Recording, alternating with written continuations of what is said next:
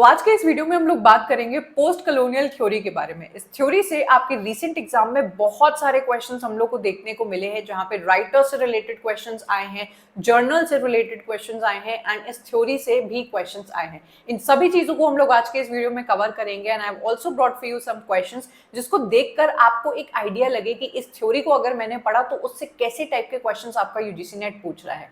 Post colonial theory आपकी बाकी literary theory के इन 14 थ्योरीज में से एक थ्योरी का पार्ट है। आप चाहो इन सभी को तो एक जगह पर पढ़ना तो इस मेरे कोर्स में आप जाकर पढ़ सकते हो, जो ऑलरेडी कंप्लीटली रेडी है। ये मेरा पेड कोर्स है, इसका लिंक आपको डिस्क्रिप्शन में मिल जाएगा, आप जरूर से जाके चेकआउट करें। इसके अलावा मेरे और भी फ्री वीडियोस जो यूट्यूब पर आप सब लोग के लिए फ्री अवेलेबल है, जहाँ पे मैंने बहुत सारी थ्योरीज, उनसे रिलेटेड डिफिकल्ट टर्म्स बहुत ही आसान भाषा में समझा के रखे हैं। तो मेरे चैनल की प्लेलिस्ट को भी जरूर से आप लोग चेकआउट करें, जहाँ पे आपको बहुत मदद मिलेगी फ्री वीडियोस को अवेल करके। ना अब हम लोग बात करेंगे पोस्ट कॉलोनियलिज्म को समझने से, तभी जाके आपको समझ में आएगा कि पोस्ट कॉलोनियल थ्योरी आपसे क्या कहने की कोशिश करती है। आपको यहाँ पे एक वर्ड दिखाई दे रहा है पोस्ट कॉलोनियलिज्म। इसको अगर मैं दो हिस्सों में बांट देती हूँ तो आपका पोस्ट अलग हो जाता है एंड कॉलोनियलिज्म अलग हो जाता है। कॉलोनीज बनाने के बारे में अगर मैं सबसे पहले बात करूं तो हम लोग को इतनी चीज क्लियर होनी चाहिए कि कोई एक देश है जो दूसरे देश के ऊपर जाके जबरदस्ती अपना कब्जा जमा लेता है, वहां पे सेटलमेंट बना लेता है, किसी ना किसी बहाने वो उस देश में जाता है एंड फिर वो उस देश को एक्सप्लॉइट करना स्टार्ट कर देता है। ये बिल्कुल वैसा है कि आपके घर में जबरदस्ती कोई रिश्तेदार एक महीने के लिए रहने आ जाए एंड आपके साथ रहते रहते वो आपके तौर तरीकों पर सवाल उठाने लगे, आपके कपड़े पहनने के ढंग को वो क्वेश्चन मार्क लगाए, आपके खाना खाने के तरीके पे थोड़ा सा मतलब आपको टॉन्ट कसे कि ये क्या खा रहे हो, वो क्यों खा रहे हो, तुमने ये क्यों किया है, ये क्यों पहना है। आपके दिमाग पे बहुत ही बुरा असर पड़ेगा उस रिश्तेदार का जो आपके घर में आके जबरदस्ती बैठ गया है। ये सेम काम आपकी कॉलोनीज भी करती हैं। अगर हम लोग स्पेसिफिकली ब्रिटिश कॉलोनी के बारे में बात करें तो आप सभी को पता है कि इंडिया पे, हमारे देश पे एंड ना सिर्फ इंडिया पे पर बहुत सारे आपके 1/4 ऑलमोस्ट वर्ल्ड के ऊपर आपके ब्रिटिशर्स ने राज कर रखा है। इसीलिए कहा जाता है कि the sun never sets in the British empire, क्योंकि दुनिया के न जाने कितने देशों पर इन ब्रिटिशर्स ने अपना राज किया है।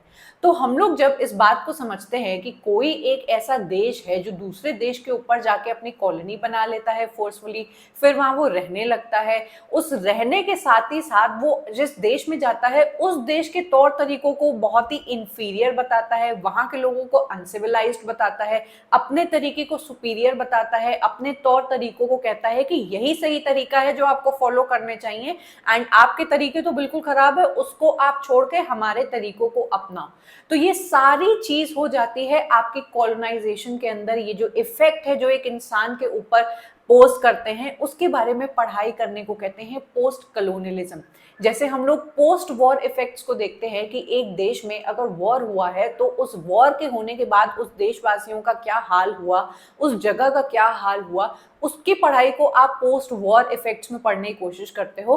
पोस्ट कॉलोनियलिज्म एक ऐसी पढ़ाई है जहां पे आप देखते हो कि जिस देश में रूल किया गया, शासन किया गया, अब उस देश के लोगों का क्या हाल है, उनके मानसिक संतुलन का क्या हाल है, उनकी साइकोलॉजी पर क्या इफेक्ट पड़ा इन लोगों का जो जबरदस्ती उनके ऊपर आके रूल करके गए और उनको उनके ही देश में आके गलत बता के गए। इन सभी चीजों की पढ़ाई को हम लोग पोस्ट कॉलोनियलिज्म कहते हैं। नाउ बिफोर मूविंग फॉरवर्ड आपको मैं दो टर्म्स दे देती हूं जिसको आपको अच्छी तरीके से लर्न कर लेना है। एक है आपका कॉलोनाइजर, जो वो देश है जो आपके देश में आके रूल करेगा। दूसरा है कॉलोनाइज्ड, जिसके देश पर आके रूल किया जाता है। यहाँ पे स्पेसिफिकली मैं एक टर्म लूंगी आपका ब्रिटिशर्स एंड इंडिया का ही कॉन्सेप्ट लेके चलूंगी, लेकिन इस बात को समझना कि मैंने आपको बताया कि अफ्रीकन पीपल के भी ऊपर बहुत रूल किया गया है, अमेरिका तक जैसे इतने पावरफुल देश पर इन लोगों ने रूल किया है, ऑस्ट्रेलिया, एशिया, कई सारी ऐसी जगहें हैं जहां पर आपके ब्रिटिशर्स ने रूल किया है। तो ये जो कॉलोनाइजर और कॉलोनाइज्ड के बीच का जो रिलेशनशिप है, उसी की ही पढ़ाई को आप पोस्ट कॉलोनियलिज्म के अंदर पढ़ते हो। ठीक है। Post colonialism is like looking at what happens after a country was once ruled by other country. आपका जो पोस्ट कलोनियलिज्म है वो देखने की कोशिश करता है कि जब किसी देश के ऊपर कोई बाहरी तत्व आकर रूल करके गए, उसको एक्सप्लॉइट करके गए, तो अब उस देश का एंड वहां पर रहने वाले देशवासियों का क्या हाल है।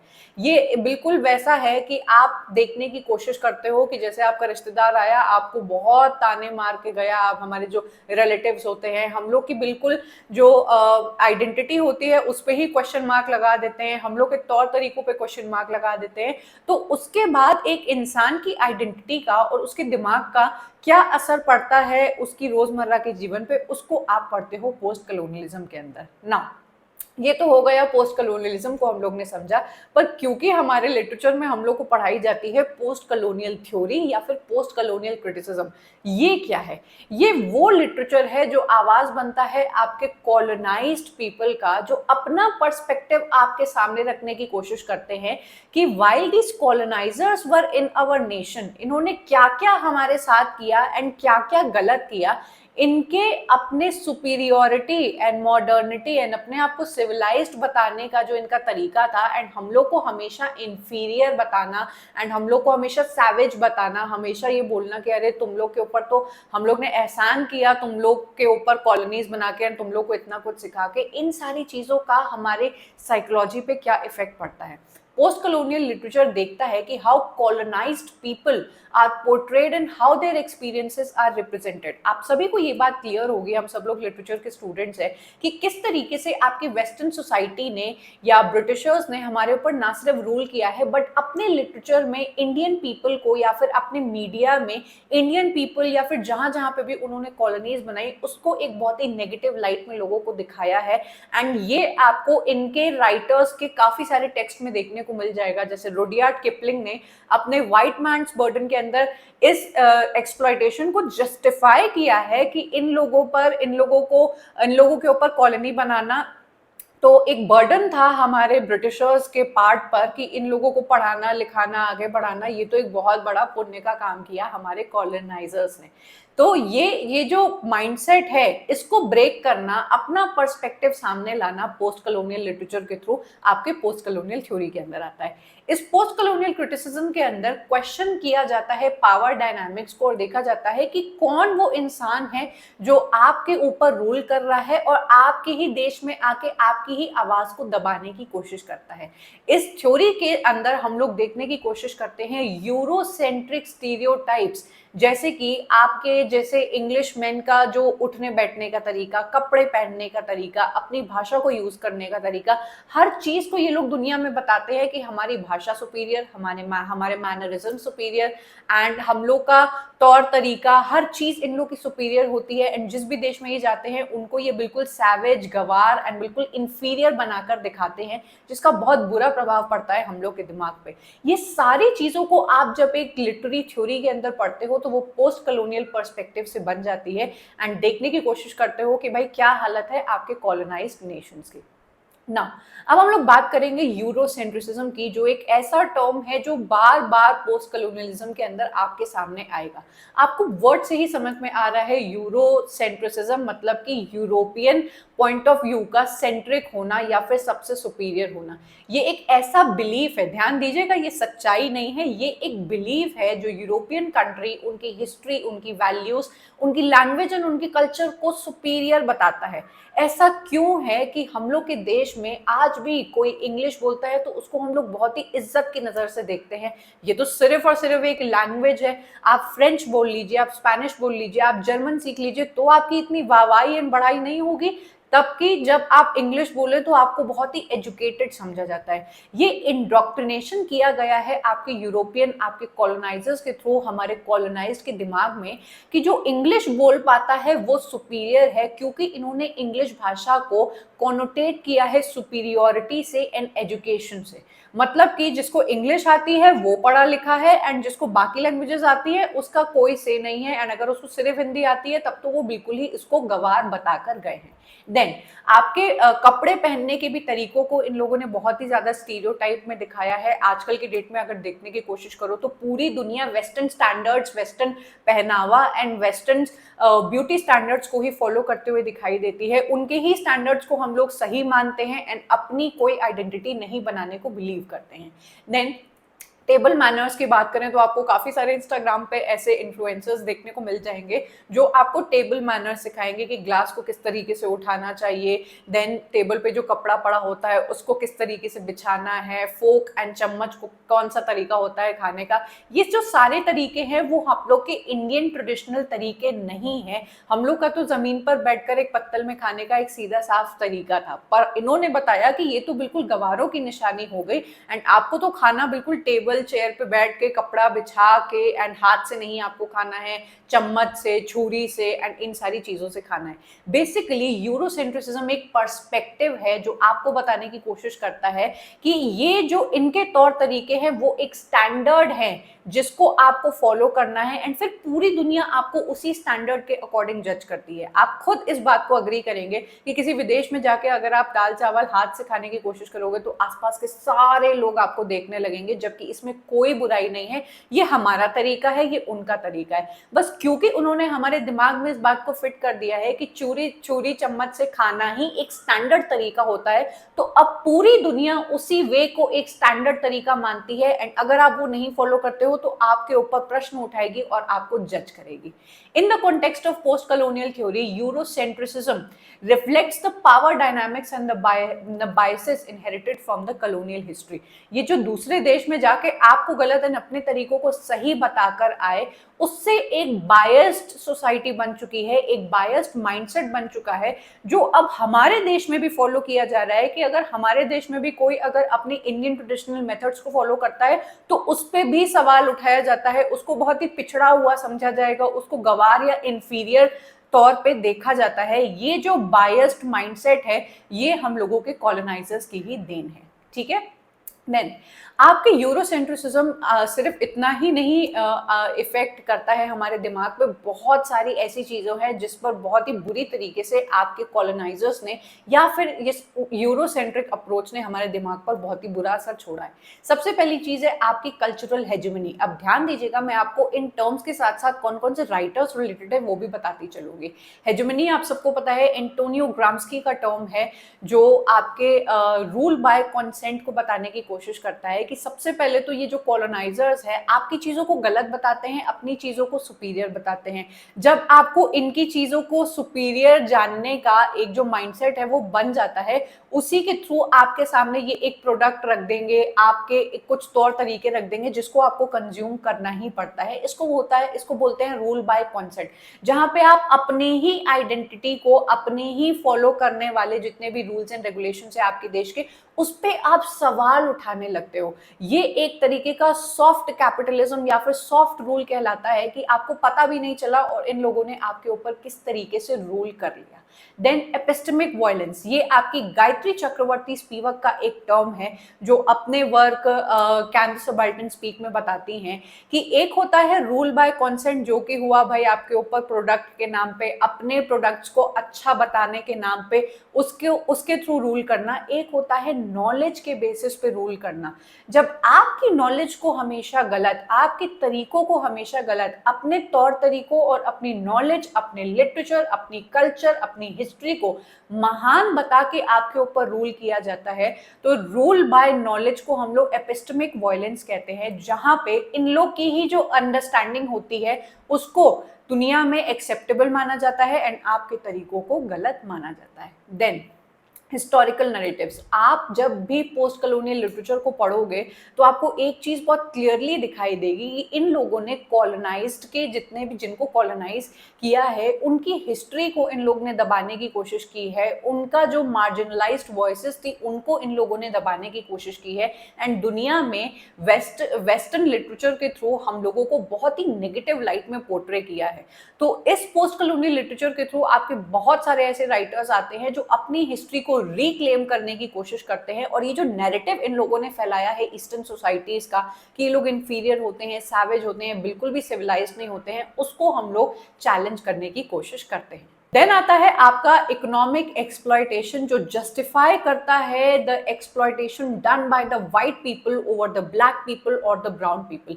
जिस भी बेसिस पे इन लोगों ने हम लोग के ऊपर रूल किया है, एक्सप्लॉयटेशन किया है, बहुत सारे ऐसे वेस्टर्न राइटर्स हुए हैं जिन्होंने अपने वर्क्स में उसको जस्टिफाई किया है एंड ऐसा दिखाया है कि भाई इन लोगों पर तो हम लोग ने एहसान किया है, इन लोग को पढ़ा लिखा के या फिर इंग्लिश सिखा के या फिर स्कूल्स खुलवा के एंड और भी जो कुछ भी उन लोगों ने अपनी मर्जी से हमारे देश में किया, उसको इन्होंने एहसान का एक रूप बताया है एंड जस्टिफाइड बताया है कि इन गवार लोगों पर तो एक्सप्लॉयटेशन करना बिल्कुल ही जायज था ना। Now we are going to talk about a term known as otherness. आपको क्लियरली यहाँ पे पिक्चर तो क्लियर हो गई होगी कि मैं यहाँ पे आपको क्या बताने की कोशिश कर रही हूँ, पर मैं आपको एक एग्जांपल दूंगी जिसकी वजह से आपको अदरनेस का कॉन्सेप्ट बहुत अच्छी तरीके से समझ में आएगा। When I was in my schooling, तो मेरे 7th या 8th क्लास में, आई डोंट रिमेंबर, 3 बच्चे आते हैं मिड टर्म के ही अंदर जो आपके केरला से आए होते हैं। उनका ट्रांसफर होता है, आप सबको पता है कि बहुत सारे पेरेंट्स की ऐसी ट्रांसफर वाली जॉब होती है, तो वो हमारी क्लास में आते हैं and these were belonging to the Kerala state. ठीक है, देन ये जो बच्चे थे ना, बहुत ही इंटेलिजेंट बच्चे थे, क्योंकि आप सबको पता होगा कि जो साउथ के लिटरेसी रेट भी हमारा बहुत ज़्यादा है एंड ये लोग बहुत इंटेलिजेंट होते हैं। द थिंग इज कि इन लोगों को हिंदी नहीं आती है, बहुत अच्छी इंग्लिश आती है एंड इनकी जो राइटिंग स्टाइल होती है ना, थोड़ी सी डिफरेंट होती है। तो जब ये हमारी क्लास में आए तो हम लोग इनसे कम्युनिकेट ही नहीं कर पा रहे थे। Being studying in a convent school also, हम लोग की इंग्लिश इतनी अच्छी नहीं थी जितनी इन बच्चों की अच्छी थी। हम लोग इनसे बात नहीं कर पा रहे थे, इनको हिंदी नहीं आती थी कि ये हमसे बात कर पाए एंड ये जब हमारी क्लास में नए नए आए ना, तो हम लोग इनको थोड़ा सा डिफरेंट वे नजर से देखते थे। यहाँ पे जो अदरनेस का कॉन्सेप्ट है, आपके पोस्ट कॉलोनियल राइटर्स ने बताने की कोशिश की है कि किस तरीके से आपके कॉलोनाइजर्स ने, ये जो गोरे हमारे देश में आते हैं, दीज ब्रिटिशर्स और द कॉलोनाइजर्स, किस तरीके से हमें हमारे देश में आके एक अलग नजर से देखने की कोशिश करते हैं।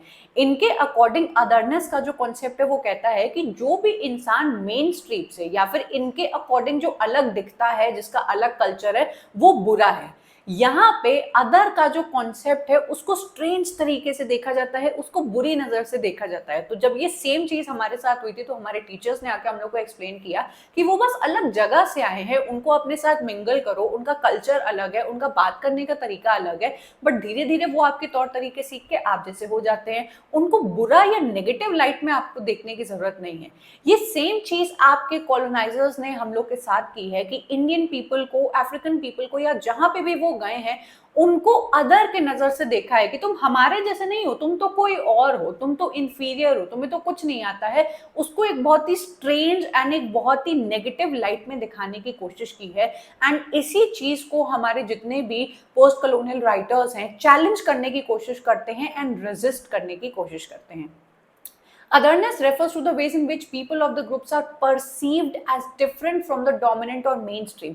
जब कोई आपके जैसा नहीं दिखाई दे रहा है, आपके जैसे कपड़े उन्होंने नहीं पहने हैं या आपकी तरह वो बात नहीं करता है, इसका मतलब कि वो उसको आप अदर की तरह ट्रीट करोगे, आप उसको स्ट्रेंज समझोगे या फिर उसको बुरा समझोगे और इन्हीं सारी चीजों की वजह से क्या आप उसको डोमिनेट या सबऑर्डिनेट करने की कोशिश करोगे।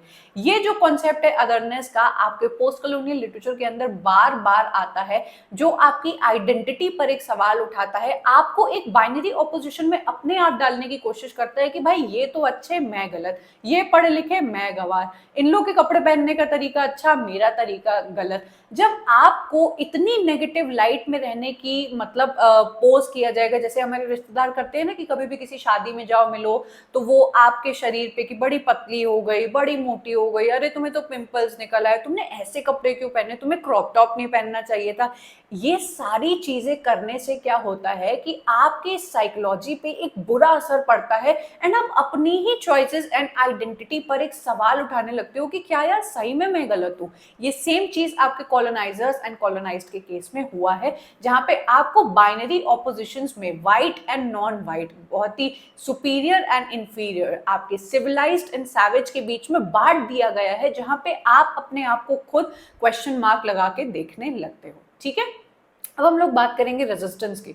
जब भी हम लोग बीमार पड़ते हैं, जब भी हम लोग के ऊपर कोई वायरस अटैक करता है, तो सबसे पहले हम लोग की बॉडी उससे लड़ने की कोशिश करती है, अपोज करने की कोशिश करती है। एंड जब हम लोग वो नहीं कर पाते हैं तो एंटीबॉडीज हम लोग को दी जाती है, एंटीबायोटिक्स, जिसकी वजह से जो बाहरी तत्व हम लोग के दिमाग में, हम लोग के शरीर में घुस गए हैं, उसको हम लोग मार गिराएं एंड उसको हम लोग अपोज करें। ये सेम काम आपके पोस्ट कॉलोनियल लिटरेचर में भी किया जाता है कि जब कॉलोनाइजर्स हमारे माइंडसेट पर, हमारे मैनरिज्म्स पर, हमारे कल्चर पर, हमारे रिचुअल्स पर, हमारी लैंग्वेज पर एक सवाल उठाते हैं, इन सभी चीजों को हम लोग अपोज करने की कोशिश करते हैं। अब अपोज या रेजिस्ट आप बहुत सारे तरीकों से कर सकते हो, जैसे हम लोगों ने काफी वॉयलेंट अप्रोचेस को भी अपनाया कि फ्रीडम स्ट्रगल हुआ, बहुत सारी लड़ाइयां हुई। एक होता है साइकोलॉजिकली भी रेजिस्ट करना। अब भाई हमारे जो रिश्तेदार हम लोग को इतना बुरा भला कहते हैं, उनको हम लोग घुमा के कुछ मार तो नहीं सकते हैं, लेकिन साइकोलॉजिकली अपने माइंड को तो कंट्रोल कर सकते हैं कि इनकी बातों का हम लोग को असर नहीं पड़ता, अरे जाइए जाके आप अपनी बेटी को देखिए, ठीक है। तो ये जो रेजिस्टेंस हमारी टेक्निक होती है, जहां पे हम लोग के ऊपर थोपे जाने वाले जो रूल्स एंड रेगुलेशंस एंड जो बातें हैं, जो स्टीरियोटाइप होते हैं, उनसे बचने के लिए हम लोग एक दीवार खड़ी करने की कोशिश करते हैं। उसको आपके पोस्ट कॉलोनियल लिटरेचर के अंदर रेजिस्टेंस का नाम दिया गया है कि आप रेजिस्ट होने की कोशिश करते हो। अब चाहे ये रेबिलियन के रूप में आता है, फिर आपके चाहे इंटेलेक्चुअल रूप से आता है, चाहे आपके साइकोलॉजिकल रूप से आता है, ठीक है ना। अब आते हैं हम लोग के जर्नल्स के ऊपर, जो आपके यूजीसी नेट ने डायरेक्ट क्वेश्चन पूछे हैं। ये मैंने आपको लिस्ट दी हुई है, इसको आप जरूर से अपने नोट्स में डाल दें, जहां पर आपसे कभी भी क्वेश्चंस पूछा जा सकता है। पोस्ट कॉलोनियल स्टडीज नाम की एक जर्नल है जिसमें पोस्ट कॉलोनियल लिटरेचर पब्लिश होना स्टार्ट हुआ था। देन इंटरवेंशंस है, वसाफरी है, कुनापिपी है, then post colonial directions in education and small acts. इनके बस थोड़े थोड़े नाम आपको याद करने हैं जिनसे क्वेश्चन पूछे गए। अभी मैं आपको क्वेश्चन भी दिखा दूंगी, so do stay up till the end, क्योंकि क्वेश्चंस देखना बहुत जरूरी है। राइटर्स जो आपके पोस्ट कॉलोनियल इससे जुड़े हुए हैं, उसकी भी लिस्ट मैंने आपको दे दी है। ये सारे राइटर्स आपके लिए पढ़ना बहुत इंपॉर्टेंट है। कुछ कुछ राइटर्स तो इतने इंपॉर्टेंट है कि उनसे एक ही शिफ्ट के अंदर 3-3 क्वेश्चंस पूछे जा रहे हैं। फ्रांस फैनन हो गए, हमारे एडवर्ड साइड हो गए, होमी के भाभा से बहुत क्वेश्चंस आते हैं। Then Gayatri Chakravorty Spivak, Edward Soja हो गए, सलमान रश्दी हो गए। All these writers are very very important. आप इन सभी राइटर्स को मेरे कोर्स में जाकर पढ़ सकते हैं, जो ऑलरेडी प्रिपेयर्ड है। बहुत ही स्ट्रक्चर्ड वे में मैंने इनको ऑलरेडी पढ़ाया है। इनसे कौन से टर्म्स आते हैं, इनसे कैसे क्वेश्चंस पूछे गए हैं, मैंने सब बहुत आसान भाषा में आपको समझा के रखा है। अब आइए हम लोग क्वेश्चंस देखते हैं और देखते हैं कि इससे कैसे क्वेश्चंस बने हैं। Which of the following statements are valid for post-colonial theory and literature? आपके सामने काफी सारे टर्म्स दिए हुए हैं एंड आपसे पूछा है कि पोस्ट कॉलोनियल लिटरेचर में कौन सा एकदम फिट बैठता है। आपके सामने आंसर गिवन है विच इज ACNE। आइए हम लोग एक बार उसको पढ़ेंगे।